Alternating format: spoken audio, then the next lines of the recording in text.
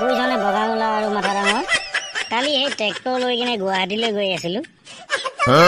চালা পকালিটোত বেছিকে সেই গাড়ী ঘোঁৰা চলিবলৈ চাই সেই গৰু ছাগলীহে বেছি চলি থাকেচোন।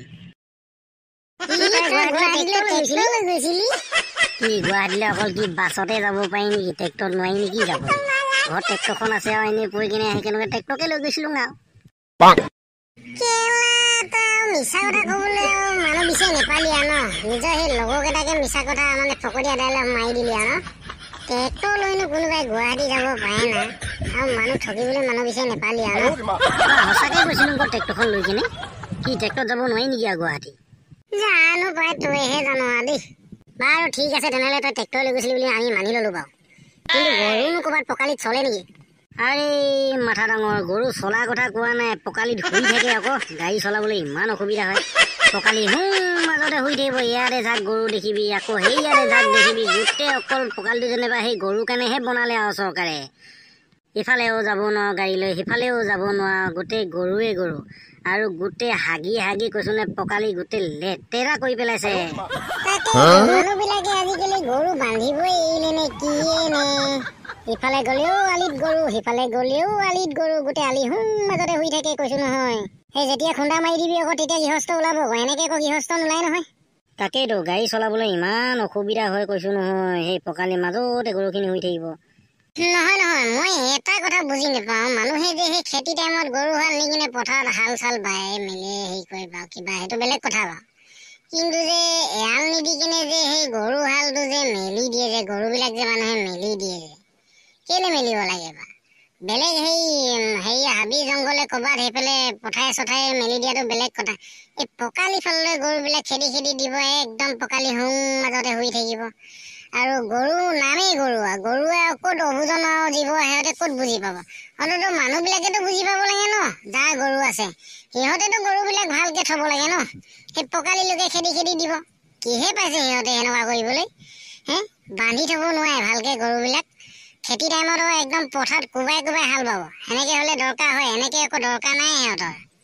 আচলতে এইকেইদিন খেতি চেতি একো দৰকাৰ হোৱা নাই যে হাল চাল বাবলৈ, সেইটো কাৰণে আৰু যলৈ যায় গৈ থাক আৰু গৰু। গৃহস্থই একদম কাণ সাৰ দিবলৈ সময় নাই আৰু। কি সেই পকালিটো কি সেই আমাৰ তোৰ মোৰ গৰু কি চৰিবৰ কাৰণে বনাই থৈছে নেকি চৰকাৰে? সেইবিলাক অলপমান মানুহে বুজি পাব লাগে। আৰে ল'ৰাকেইটা, গৰুৰ কাৰণে তহঁতে ইমান টেনচন ল'বলৈ দৰকাৰ নাই। এইবাৰ পৰা সেই পকালিত গৰু উঠিলেই সেই গৰুৰ মালিকক এইবাৰ চৰকাৰে দিব নহয়। গৰু গৰাকীৰ কাৰণে এইবাৰ চৰকাৰে নতুন আইন প্ৰযোজ্য কৰিছেতো। এতিয়াৰ পৰা যদি ৰাষ্ট্ৰীয় ঘাইপথত যদি কেনেবাকে মানে পকালিবিলাকত যদি গৰু শুই থাকে, গৰু গৰাকীজনক চৰকাৰে এইবাৰ চিধা জেলত ভৰাবতো। সিহঁতৰ কাৰণে নতুন আইন এখন প্ৰযোজ্য কৰিলে নহয়। এইবাৰ পৰা ইমান টেনচন ল'বলৈ দৰকাৰ নাই তহঁতে। ভালে হৈছে ছাৰ, বুজিছনে? কালি গুৱাহাটীলৈ ট্ৰেক্টৰ লৈ গৈছো, একদম কৈছো নে গোটেই ৰাস্তাত গৰুখিনি শুই শুই আছে। ট্ৰেক্টৰ একদম চলাব পৰা নাই নহয়। তোৰ এনে কি কাম হ'লনো? ট্ৰেক্টৰ লৈ গুৱাহাটী যাবলগীয়া হ'ল যে? নাই গুৱাহাটীত ট্ৰেক্টৰে হাল বাব গৈছিল নেকি? আৰে ছাৰ নহয়ও, নিজৰ বুলি ক'বলৈতো আৰু বেলেগ গাড়ী নাই নহয়। এতিয়া গুৱাহাটীনো কেনেকৈ যাম? সেই যি ট্ৰেক্টৰ এখন আছিলে সেই ট্ৰেক্টৰখনকে লৈ গ'লো আৰু ছাৰ গুৱাহাটীলৈ। ইমান অসুবিধা পালো নহয় ৰাস্তাত কালি। সেইটো কথা, মই বোলো আকৌ তই হাল বাবলৈ গৈছিলি বা বোলো। আৰে ছাৰ গুৱাহাটীতে ট্ৰেক্টৰ আছেচোন। মোৰ ট্ৰেক্টৰখন আকৌ ইয়াৰ পৰা হাল বাবলৈ কেলেই মাতিবনো? আৰু গুৱাহাটী লিখীয়া জেগা এটাত জানো হাল বাবলৈ জেগা আছে জানো, মাটি আছে জানো? ট্ৰেক্টৰ লৈ কিনে যে মই তাত হাল বামগে, কি যে কথাবিলাক কয় নহয় ছাৰ আপুনিও। ঠিকেই কৈছ তই। গুৱাহাটী লিখীয়া ইমান ডাঙৰ চিটিত আজিকালি হাল বাবলৈ মাটিয়ে নাইকিয়া হ'ল। প্ৰায় মানুহৰ ঘৰেই ঘৰ বনালে, ডাঙৰ ডাঙৰ অট্টালিকা হ'ল। ক'ত আৰু হেয়াত হাল বাবলৈ জেগা হ'ব নহয়। ঠিকেই। আৰু ইয়াৰ পৰা গুৱাহাটী এনেও যাবলৈওতো বহুত ভাড়া লয় ন, এতিয়া বাছত হওক চুপাৰত হওক। ভালেই কৰিলি দিয়া তই ট্ৰেক্টৰখন লৈ গৈ। তেনেহ'লে ছাৰ মই এটা কথা ভাবিছো। এনে কি কথা ভাবিছনো ঐ মাথা ডাঙৰ, কচোন। ছাৰ যি নেকি মদনে যদি ট্ৰেক্টৰ লৈ কিনে গুৱাহাটী যাব পাৰিছে, এইবাৰ তেনেহ'লে ছাৰ আমি চিৰিয়াখানা চাবলৈ যে যাম বুলি কোৱা আছিলে যে, সেই মদনৰ ট্ৰেক্টৰখনকে এইবাৰ ৰিজাৰ্ভ লৈ ল'ম নেকি গুৱাহাটীলৈ? তেতিয়া অন্তত ভাড়াটোও কম পৰিব ন লগৰ বুলি। বাৰে বাহ, ভাল চিন্তা কৰিলি কিন্তু দেই তই মাথা ডাঙৰ। ক'ৰপৰা আহে হয় তোৰ এনেকুৱা আইডিয়াবিলাক মাথাত? সেইটো কাৰণে তোৰ মাথাটো ইমান ডাঙৰ ন? এতিয়াহে গম পালো ট্ৰেক্টৰ লৈ হেনো সি চিৰিয়াখানা চাবলৈ যায় হেনো।